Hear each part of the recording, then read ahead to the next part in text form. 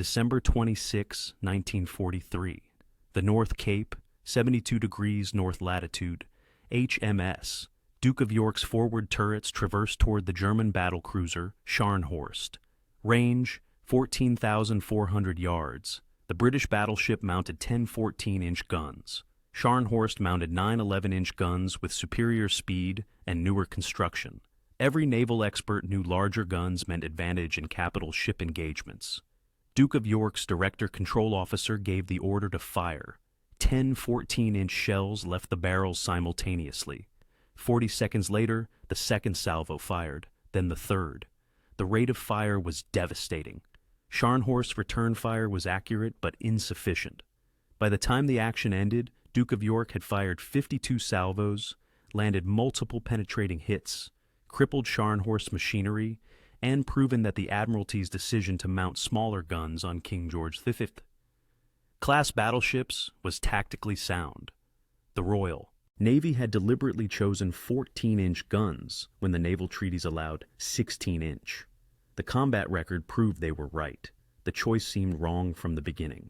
The Washington Naval Treaty of 1922 limited battleship displacement to 35,000 tons, standard and gun caliber to 16 inches. For 13 years, naval architects designed within these constraints. The London Naval Treaty of 1930 established a building holiday that delayed new construction until 1937. During this period, the treaty powers debated reducing maximum gun caliber to 14 inches to limit battleship costs and encourage arms limitation. Britain supported the reduction. The United States supported the reduction conditionally. Japan refused. By 1936, when design work for the King George V class began, the naval situation was complex. The Second London Naval Treaty of 1936 included an escalator clause. If any signatory did not ratify the 14-inch limit, by April 1, 1937, all signatories could revert to 16-inch guns. Japan refused to ratify. The clause activated. The Admiralty had a decision to make. King George V class design work had proceeded assuming 14-inch guns. The ships were laid down in January 1937. Changing to 16-inch guns would require complete redesign, delaying construction by 18 months minimum. The strategic situation did not permit delay.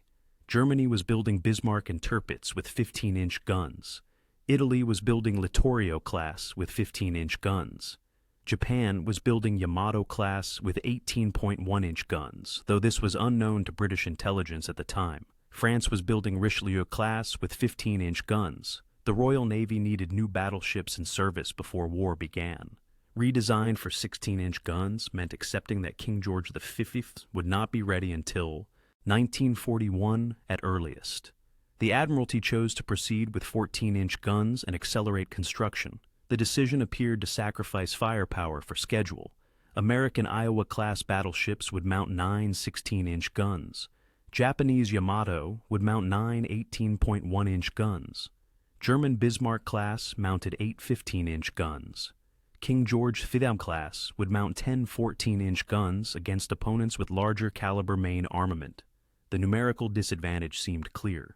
Naval gunnery theory since Jutland emphasized long-range engagement, where larger shells with flatter trajectories achieved better accuracy and penetration. 14-inch guns appeared inadequate for modern battleship combat. The naval press criticized the decision. American naval analysts assessed King George V as undergunned. The Admiralty proceeded anyway. The design rationale was mathematical. A battleship's effectiveness depends on 3 factors: protection, speed, and armament.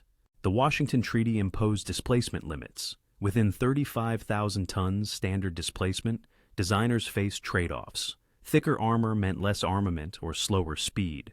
More guns meant less armor or slower speed.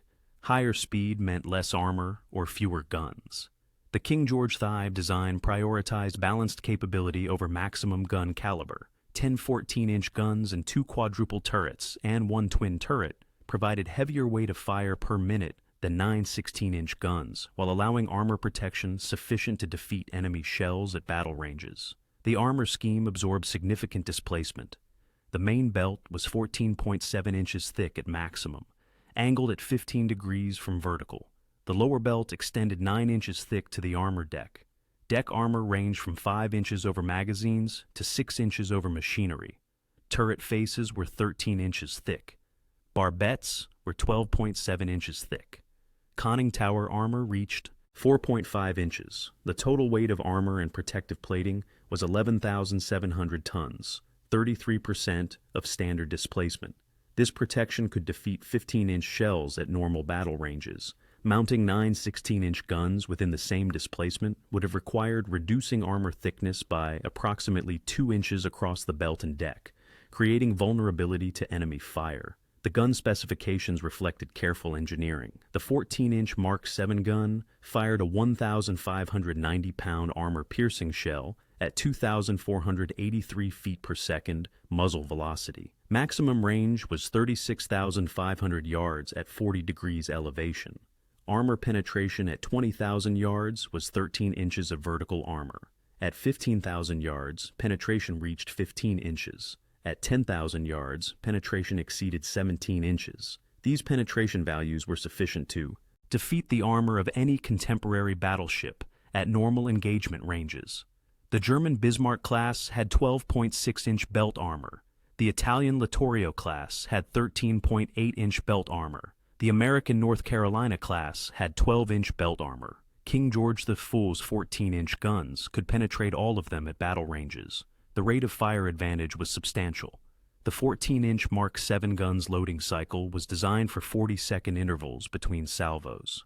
In practice, well-trained crews achieved 38-second cycle times. 9 16-inch guns firing every 50 seconds delivered 9 shells every 50 seconds. 10 14-inch guns firing every 40 seconds delivered 10 shells every 40 seconds. Over 5 minutes, 9 16-inch guns fired 54 shells. 10 14-inch guns fired 75 shells. The weight of broadside over time favored the 14-inch armament significantly. American Iowa, Class 16-inch Steyr. Guns fired a 2,700-pound shell, but required minimum 50-second loading cycles. The total weight of metal delivered per minute was lower than King George V's, despite larger individual shell weight. The turret arrangement was unconventional, but deliberate. King George V mounted 2 quadruple turrets forward, designated A and B turrets, and 1 twin turret aft, designated Y turret. The quadruple turrets were the Royal Navy's first attempt at 4 gun mountings on capital ships. Each quadruple turret weighed 1,570 tons, complete with armor and machinery. The guns were arranged in 2 pairs with independent elevation but common training. This allowed some tactical flexibility. If one pair of guns in a turret suffered mechanical failure, the other pair could continue firing. The twin turret aft was conventional design proven in previous classes. The quadruple turret was mechanically complex. The loading machinery involved hydraulic rammers, shell and powder hoists, and training in elevation gear operating 4 guns simultaneously. Breakdowns occurred more frequently than in twin turrets. During Duke of York's engagement with Scharnhorst, A turret suffered temporary mechanical failure that took 1 gun pair offline for several minutes. The failure was repaired during the action. The complexity was the price for mounting 10 guns within displacement limits. A conventional 3 triple turret arrangement would have required longer hull, more displacement, and weight that could not be allocated without sacrificing armor or machinery. If you're finding this analysis of British battleship design philosophy interesting, consider subscribing to ensure you don't miss future videos examining Royal Navy engineering decisions that proved combat effective. The proof came in combat. December 26, 1943. Scharnhorst attempted to intercept convoy JW-55B en route to Murmansk. British naval intelligence intercepted German communications and dispatched Duke of York with the covering force. At 1650 hours, radar contact established Scharnhorst's position at 45,000 yards. Duke of York closed at maximum speed. At 1648 hours, range had decreased to 14,400 yards. Duke of York opened fire. The first salvo straddled Scharnhorst. The second salvo achieved a direct hit on Scharnhorst's forward superstructure. The 14-inch shell penetrated and detonated inside the structure, destroying radar equipment and fire control systems. Scharnhorst returned fire immediately. Her 11-inch guns had excellent accuracy. Shells straddled Duke of York repeatedly.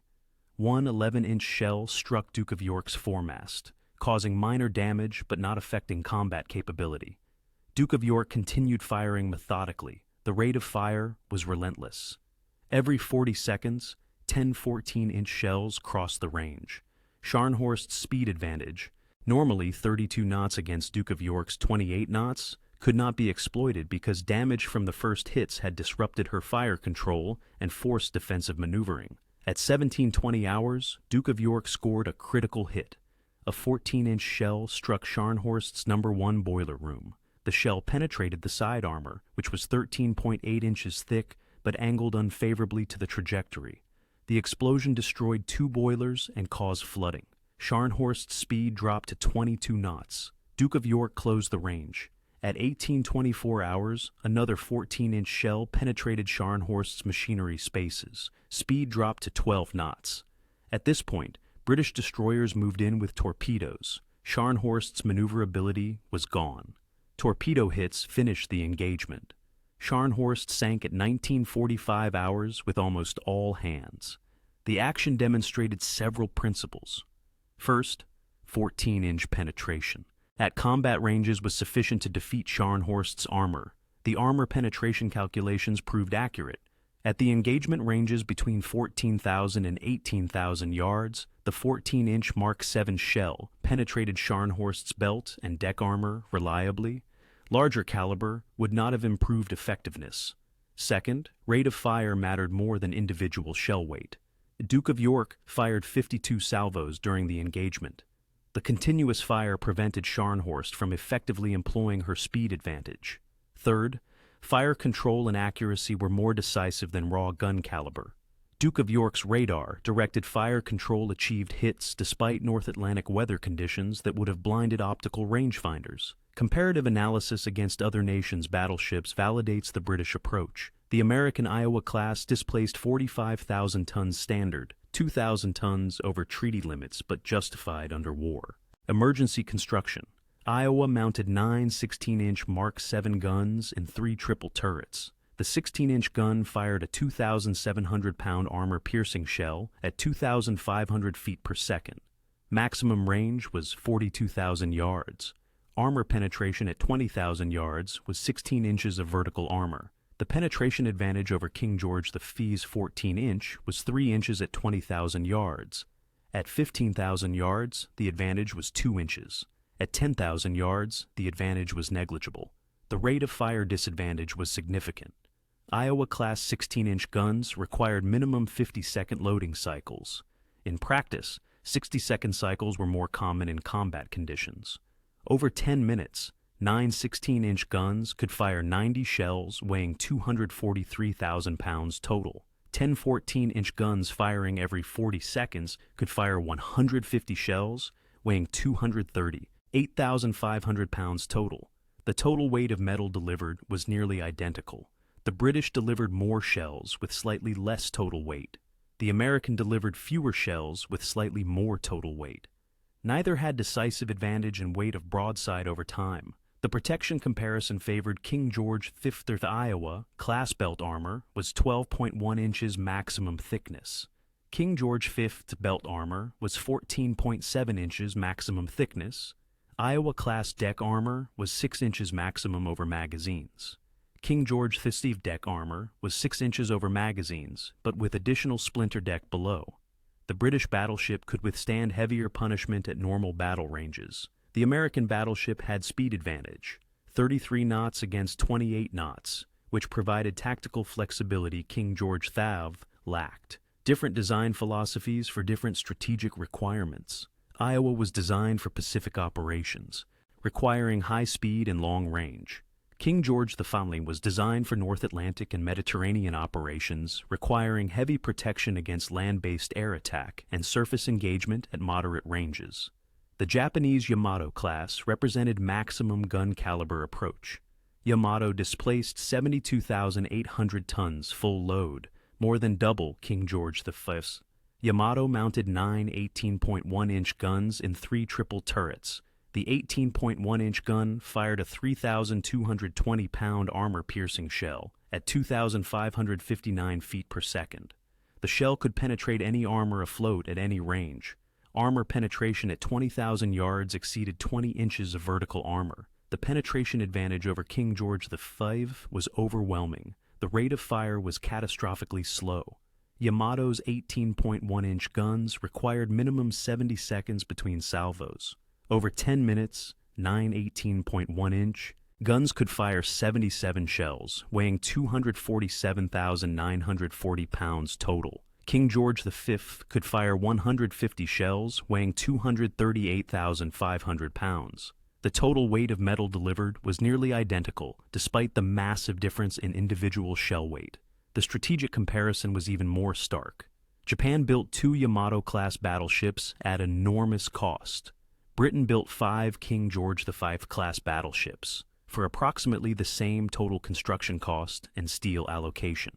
Yamato and Musashi provided overwhelming firepower in 2 platforms that could only be in one place each. The 5 King George V-class battleships provided adequate firepower in 5 platforms that could cover multiple theaters simultaneously. King George V served in home fleet operations. Prince of Wales deployed to Far East, engaged Bismarck in Denmark Strait, and provided deterrence against Japanese expansion until sunk by land-based air attack. Duke of York sank Scharnhorst.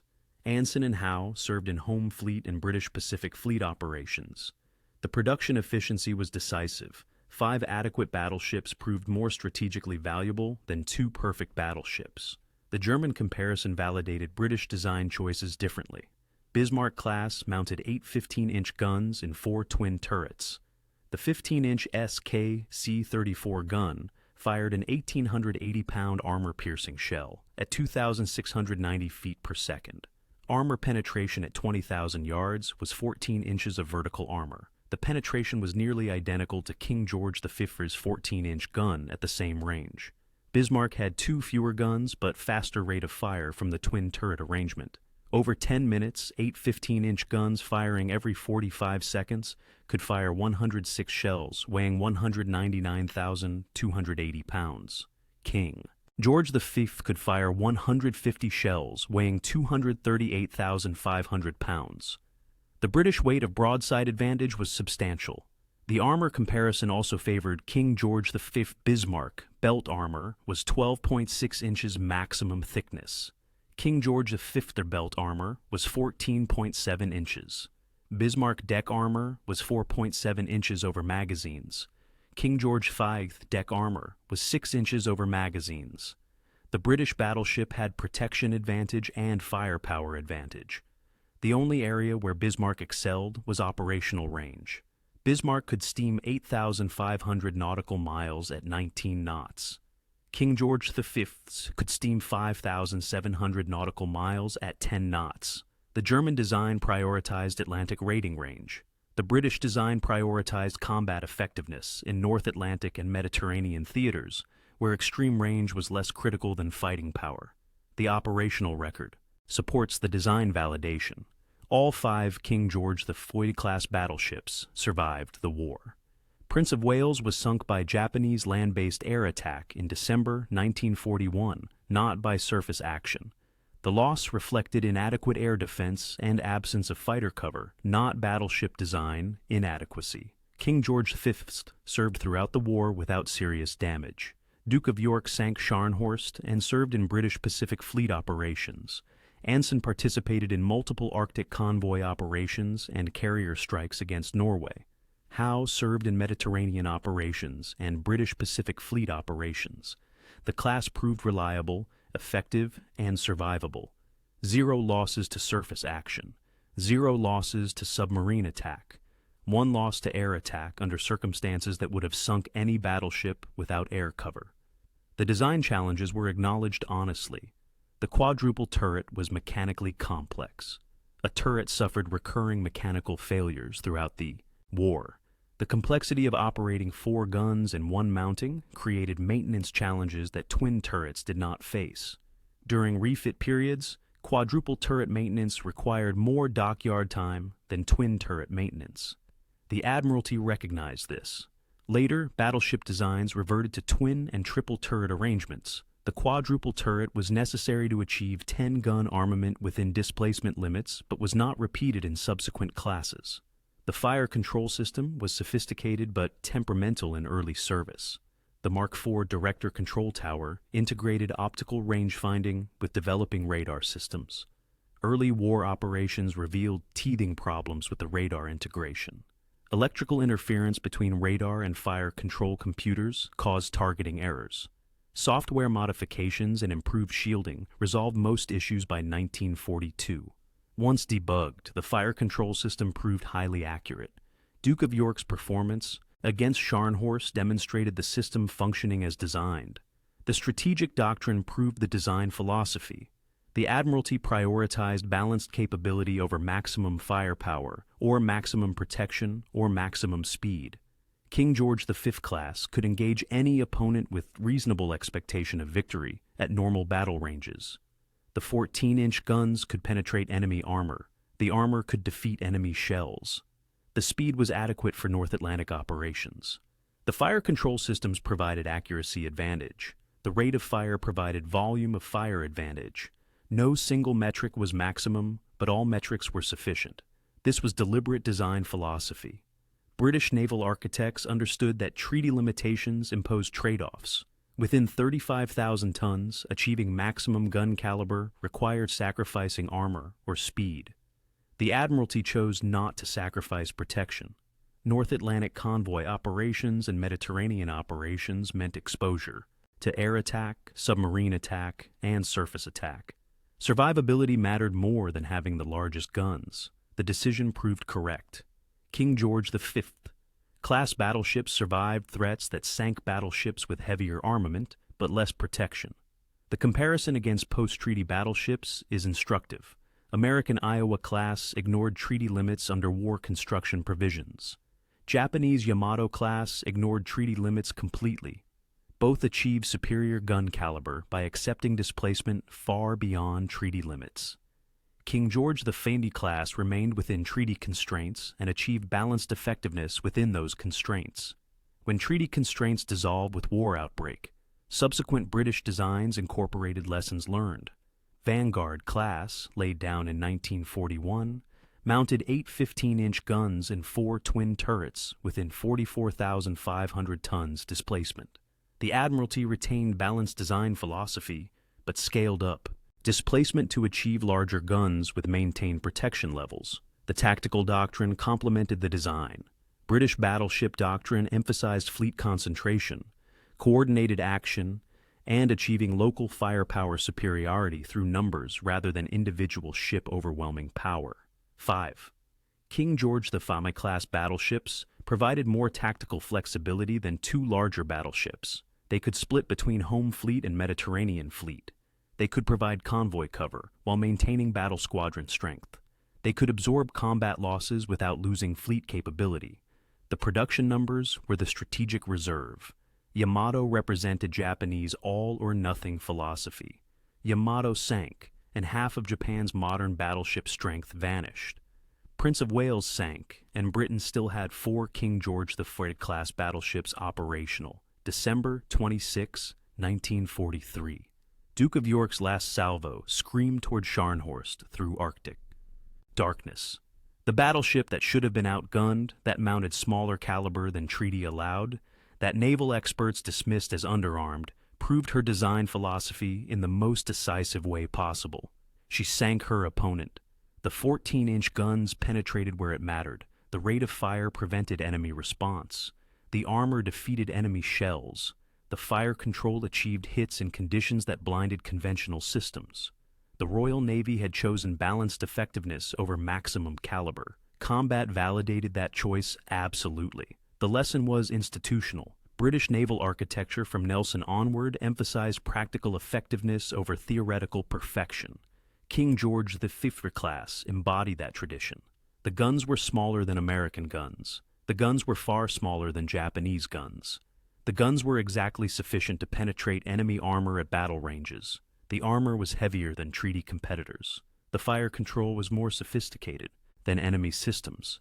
The total package was balanced for sustained combat effectiveness. 5 ships built, 5 ships survived, 1 sank enemy battleship in surface action, 0 sunk by enemy surface action.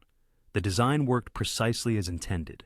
British battleship doctrine proved superior not through individual ship supremacy, but through practical design philosophy applied across the fleet. The 14-inch guns were not inferior armament. They were optimal armament for the strategic and tactical requirements of the Royal Navy in the Second World War.